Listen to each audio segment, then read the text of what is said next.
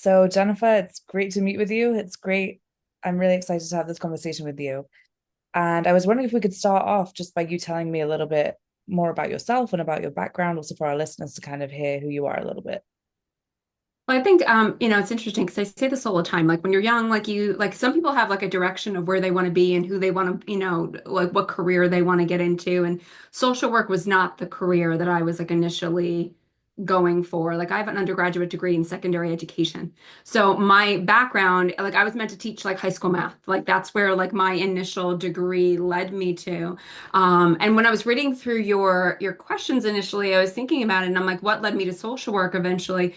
So, when you're a teacher and you're in the classroom, like you don't really get an opportunity to help kids the way that I guess I intended to want to help them, right? Like you're teaching them math and like that's what you're teaching them. Like you're not really like meant to help them with that with other struggles, right? So like if they had a math struggle, great. But if they have like a mental health struggle or a life struggle or a family struggle, like that was it. Like you don't like send them to the social worker and like you really had no job, getting involved in that.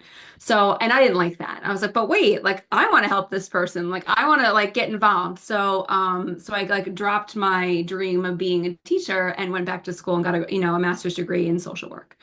So, and that's kind of where my social work career kind of started. That's so interesting because I feel like you can take a certain path and you honestly have no idea where it's going to lead you to. And do you feel like that sort of like pushed you more towards the field that you're in now? How did that sort of lead you to specialize in what you specialize in now, specializing in DWI and court-ordered substance use evaluation? There's like two completely different ends of the spectrum. Like, hey, you were working with like teenagers and like math class, and like you ended up doing like DWI work.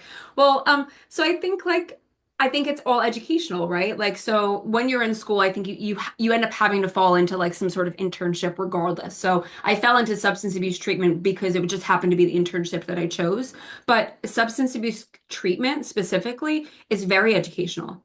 Like the track for substance users is very like group focused treatment. It is also one-on-one, but there's a lot of group like small groups. There's a lot of education about things like coping skills, relapse prevention, and that really tapped into like my educational background, right? Like this like, need to also then teach. So I was providing counseling and like I was helping people on the same level that like I had always desired to help people, and also I was educating them as well. So there was this kind of dual focus and this dual passion that I was able to kind of get involved in the substance abuse field that I don't think you get involved in quite the same way with regular mental health care. Regular mental health care is very one-on-one, which is educational, of course, but not the same way as like group focused treatment is. And that was like being in a small classroom, which is Right. cool. Yeah. So then I guess like you had the experience of doing it as you were training, and then it sort of like, Yeah. So exactly. So part of assessing, screening, diagnosing, you're working with DWI offenders. So, you had people who are court ordered or they're on a probation or, someone's referring them to you to be assessed. And they just kind of unfortunately fall into kind of the same category as other treatment offenders that you're also seeing. So, and I think you also had asked me that question, like, well, why DWI work? And because I feel like DWI offenders are a special population. Like they're not always substance abusers. They're not always addicted. They're not always diagnosable. They don't always have a medical use disorder. So, but yet they've been kind of thrown into this platform of being treated very similarly. Well, wait, you got a DWI, it must mean X, Y, and Z about you. And that's not always true. It's not always true that you're an alcoholic just because you got a DWI or you're an addict because you got a DWI. And I think that there's an opportunity here to really, determine what level of care you really need without needing to put you in treatment to do that. I find that really interesting because I think a lot of times I think people like to put other people in categories. It's like you had this issue, so you fall here. But I think what I find so interesting about your work, and especially like after I just heard you say that, I think it sort of intercepts people maybe like before they have, I mean, obviously when you have a DWI, you've already done some sort of action, but I think it's a way to kind of see who who has a specific issue, what kind of problems people are facing, and how to sort of like maybe tackle it before it becomes something worse. Not to say that it's not already something that's happened when they get a DWI, but I think it's at that point it's the perfect time to kind of like intervene and say, okay, like how can we better handle your care? Which I find really interesting. And I don't think that I would have thought about that necessarily without hearing you say it. Just talking about like why it's so valuable to do the assessments is for that reason, is because it really is an opportunity to kind of catch maybe some things that are just kind of starting to brew, or, maybe someone's got some mental health stuff there, or maybe someone's really struggling with something in their life. I just worked with someone yesterday, and it was just so funny because like it's very, very much along the lines of this, like, and she was a repeat offender. She had gotten multiple DWIs in her history, but she had said, like, I was going through something at the time. Like, I really was. And like, I didn't know how to pull back, and I didn't know how to ask for help. And I didn't know that, what I was doing was really wrong. And, it wasn't until, I had these repeat offenses that, like, and I was then forced to get into some form of counseling, that I really like kind of shifted and changed my life around. And now I don't drink anymore. And, now my family life is much more important. And now I spend my time, showing up for the people around me, the people that love me, the people that I love. So it was a really good opportunity to really capture these issues when they were happening to help her overcome them.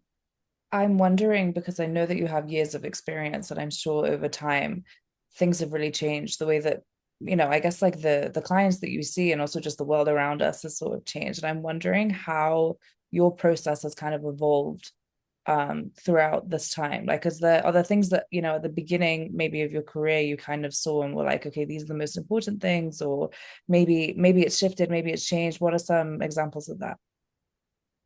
Well, I mean, so I think the system itself has changed, where it went from like the evaluations were like, I guess, necessary at one point. Like the evaluation process has always been necessary, but more so from, I think, from a treatment standpoint. Now it's more so from a prevention standpoint, right? Like we knew you needed to be evaluated to determine what level of care you really needed, right? But now I think the system itself has changed to really recognize, well, it's really valuable to know from that prevention standpoint what we're really dealing with and how we really can get people help so then they are not repeat offending, right? So I think like just like it's the system that's really changed. Which has been really kind of a beautiful thing, because like it's great to be able to like nip something in the butt before it really gets out of hand. As far as like the process, honestly, I mean, I don't know how boring it is, but the process itself honestly stays very similar. I think the things that really change that are the people, right? The people change. Who you're working with changes. Like there's not one person that has the same story. There's not one person that has the same background. So that changes. And when you're working with different personalities and different histories, you have to be adaptable to that, right? Like you have to adapt to, well, okay, well, this is why you believe this, or this is where this is coming from, and this is where this was solidified for you. And like, let's talk about that in the context of this issue that you're having right now.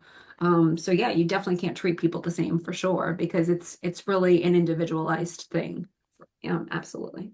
Yeah, it's interesting when you said about being a teacher before, and it's like let's say you have approximately like 30 to 40 kids in a class, or maybe even more sometimes. And you don't get the opportunity really to kind of like focus it. Maybe that something's going wrong, but you don't actually get that chance to sort of, I mean, maybe once or twice with specific kids.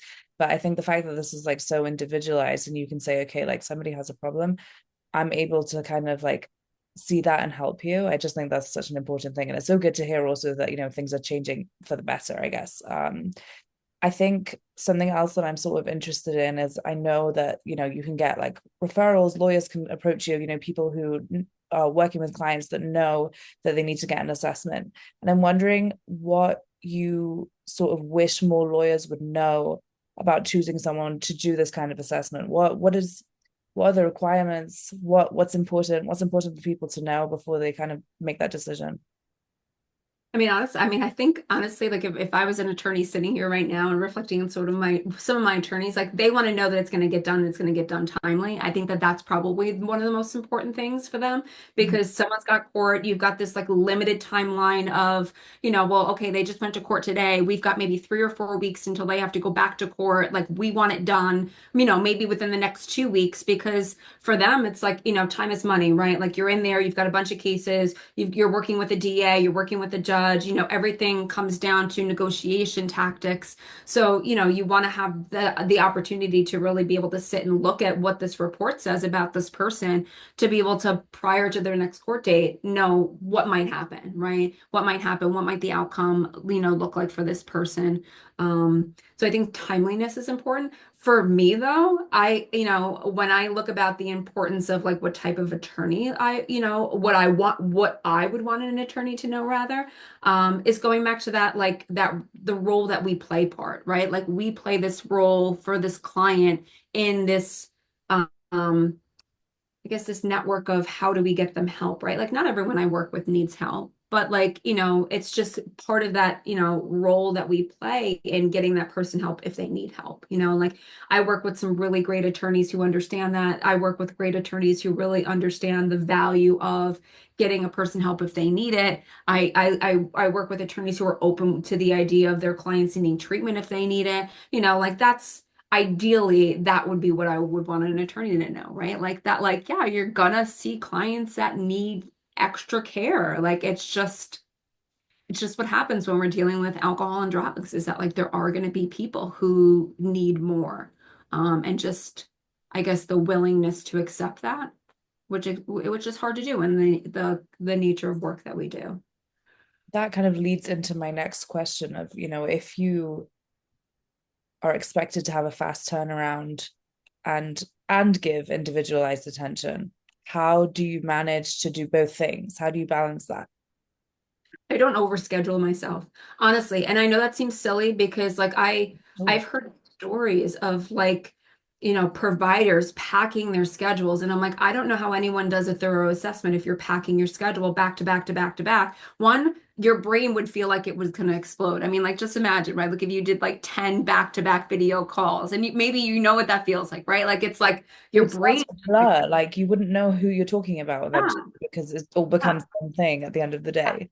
Yeah. Yeah. Well, and like and that for me, like I don't want to show up and do a bad job. Like that's just my personality. Like I don't want to do a bad job. Because I'm really not working for the attorney as much as like I'm, corresponding with them. Like that's not my client. My client is my client, the person who shows up to see me, the person that hires me to do the job. So I'm really doing it for them. So if I'm not going to show up for them in the best way that I can, then there's really no reason for me to be doing this. So, I take that part of my job very seriously where like I'm not going to overschedule myself. I'm going to make sure that I have time in my calendar to make sure that I'm sitting, assessing, scoring, corresponding, writing reports because it's important for them. It's essentially their life. Sometimes it's their livelihood because it could be an issue with their job or it could be something that's affecting another part of their life. It could be their driver's license.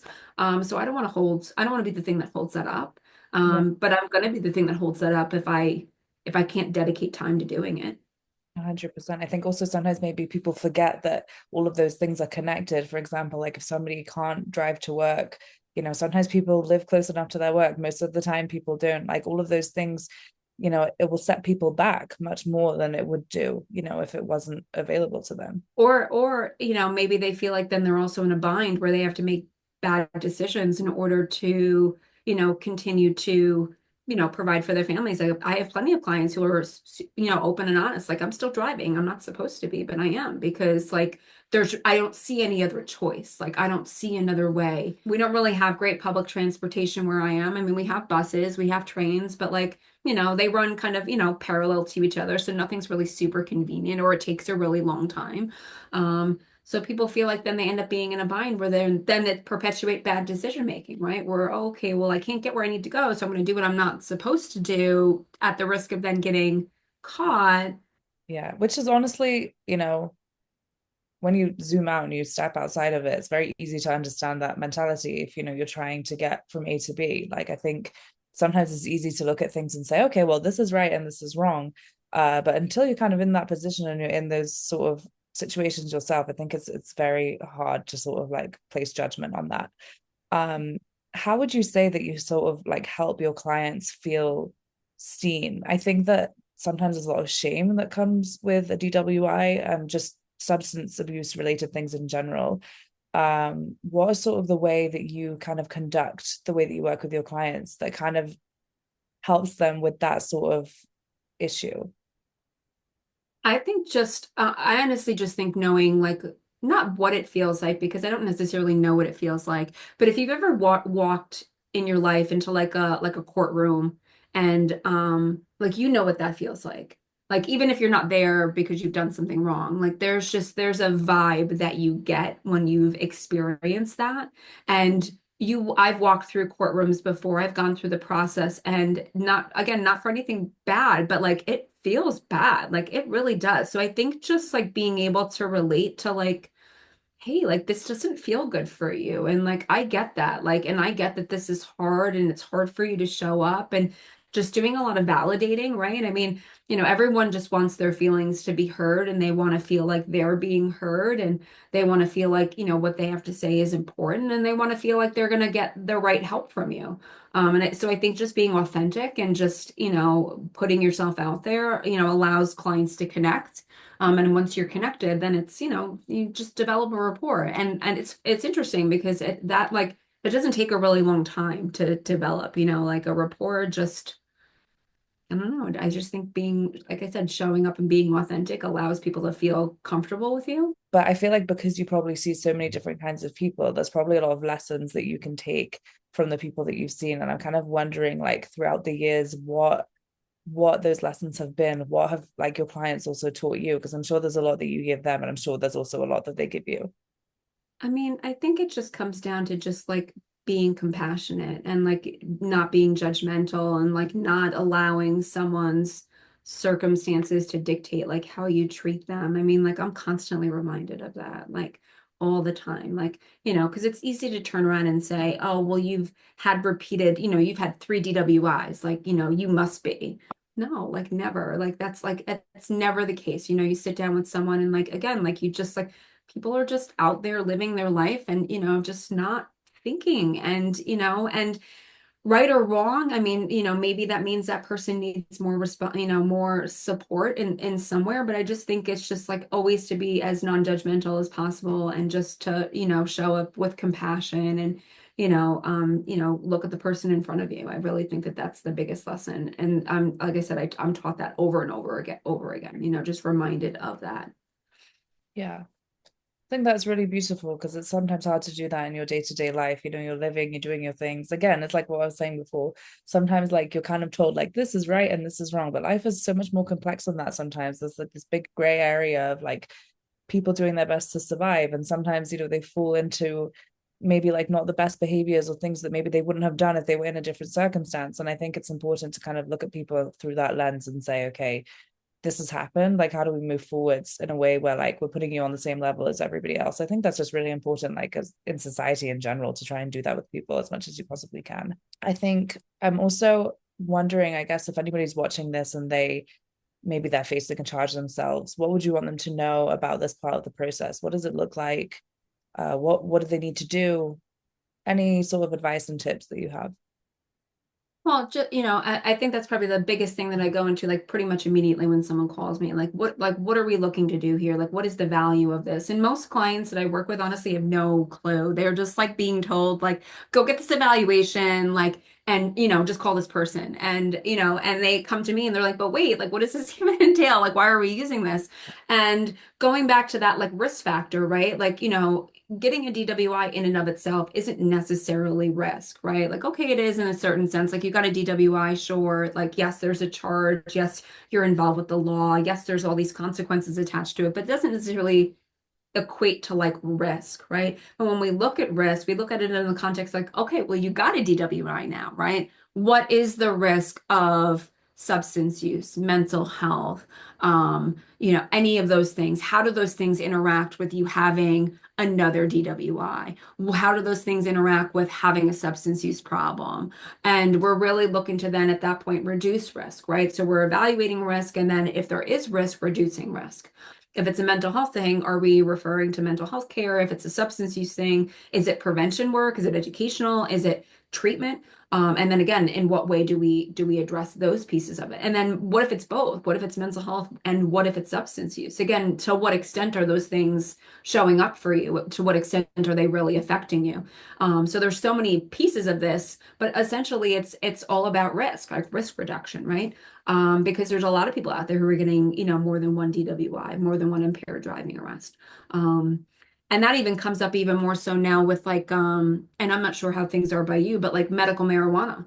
So, now people are doing a lot more marijuana smoking than they ever used to do. So, those questions now come up, well, what about marijuana? How does that affect risk? How does that affect DWIs and substance use? And there's just a whole variety of, factors now that influence, why we make different decisions. Yeah, it goes back to kind of what we were saying before about how it sort of changes over time. There's probably going to be, in the next like 10 years from now, there's probably going to be new things or maybe even old things that like resurface. But I guess it's always going to look a little bit different. I also am like wondering, do people need to be prepared to kind of like show like vulnerability in the assessments, or is it much more like technical? Like what can they expect in that way? Like, I feel like, if you know that you have, for example, like a therapist appointment, you know that you're probably going to go in, you're probably going to have to share. And sometimes that's really scary. So yeah, I just wanted to like paint that picture a little bit. I mean, so vulnerable. So, is this going to be the appointment that you come in and you share all your, lifelong traumas? Like maybe not, right? I mean, because it's not to say that we're not going to like touch on it a little bit. Like, hey, are there things in your life that you've experienced, yes or no, what might those things look like for you, but as far as going very detailed and in depth about that, like I wouldn't say that that would be the place for that because like I'm not your therapist at that point. Like I'm not your safe place for that. I'm not going to necessarily be the person who sees you every week to follow up on you and how you're doing with those things, right? So that might not necessarily be the place to, regurgitate all of those things, out loud. However, I mean, we're definitely going to talk about them. We're definitely going to talk about them in a risk, in a risk sense, because mental health is a risk factor, especially if you've got mental health and also you might be someone who's, self-medicating or coping with things by, going out and occasionally, using drugs or drinking. But as far as vulnerability, I mean, I think it's important to come in with, with the intention of being as truthful as you can. If it's not vulnerability when it comes to trauma or any of those things that maybe you don't want to really talk about, I think it's important to be truthful. It's definitely not a place to come in and hope that if you're not truthful, it'll somehow sway things in your direction. Because I've seen that kind of backfire. I've heard, I've seen clients come in and like not be super honest about what they have going on. And then, I'm in contact with attorneys. So, if it's something that's like actively, something that they're in court for or something that they've had in the past, like those details come to me. So, sometimes I'm honestly shocked because I'll meet with a client and like I'm like I'm gauging the rapport and I'm thinking things are going so well. And then I'm shocked to find out that like there was information that's withheld. And like honestly, like that's not good, right? I mean, because then it's like, well, I've met with you, we talked about it. I asked you these questions directly, what was going on for you that you withheld it. And in the process of doing an evaluation, like not withholding information and being honest about certain things is so valuable because if we're not, then it's like, okay, well, what was true and what was not true in the evaluation? You know what I mean? Like, what Yeah, did you share with and me it that was helps the person honest? most when it's just completely like, straight and narrow, like these are the things that are happening. Yeah, exactly. And I know it seems kind of crazy, like, because I know I think the intention is always, well, if I'm maybe not so truthful, maybe they won't know, right? And maybe it'll make me look better. But like again, like if that backfires, it ends up not looking so great for me anyway. Right. So, most of the clients I feel like that I work with are pretty authentic, which is great. I Yeah, think most people that it's come in. not like a place of judgment. It's not a place where, they need to feel bad about it necessarily. It's more just like painting the right picture and like knowing what you have to work with. Yeah. Yeah. Yeah. I'm gonna kind of segue a little bit as we sort of start to wrap up. But I'm also interested to know, you kind of work in a more niche field than I would say other sort of mental health professionals do. And I'm wondering what kind of words of advice you might have for people who want to go into something maybe a little bit less, the path less taken a little bit. What is that like? And, do you encourage it? I mean, so DWI assessments happen. I mean, like, talk about niche, right? I mean, like, it's like, who does that, right? Um, but I just think like take the plunge, I think it's hard in our field because it's just so condensed with other therapists and there's so many. I mean, honestly, there's just so many people who are out there helping people, and I think that that's amazing and great. But never stop wanting to learn, always, just putting yourself out there to, learn something new and apply it to your practice. I think it's just like valuable not only to helping yourself, right? Because growing and, being goal directed is so valuable and just like personal growth, but just like how that then helps the client, right? So the more I'm willing to put myself out there to do something different is the better off I'll be and the better off the client that I'm serving will be. If I just like go to school and do it and just show up in private practice and that's all I do for the rest of my life, where's the growth there? In what way am I really helping myself and how am I really helping the population I'm serving? Yeah, that's a great answer. Okay, as we start to wrap up, what's the best way for people to contact you? I'll obviously put everything in the description. Phone's great because then it gives us an opportunity to consult, for people who are maybe, not really sure what this process looks like and want more details. And honestly, just like don't feel like, scrolling on a website, which is fine. There's no judgment on that. Like I get it. Like I'd much rather get the information direct from the source too. But then you get people who want to skip all over that, kind of going back to that maybe shame piece of it or embarrassing piece of that. Like sometimes it's easier just to go online and book an appointment because then you don't have to feel like maybe the person on the other end of the phone might be judging you or asking too many questions that you're not prepared to share in that moment. So sometimes booking online just works as well, which is like another really convenient part of the booking process as well. You can bypass me entirely and just go right on my website and book it. Okay, well, thank you so much for meeting with me today. And also thank you for all the work that you do to try and, help people who might be in a tough situation. It's really important. I think we need more people like you. And yeah, it was great to talk with you.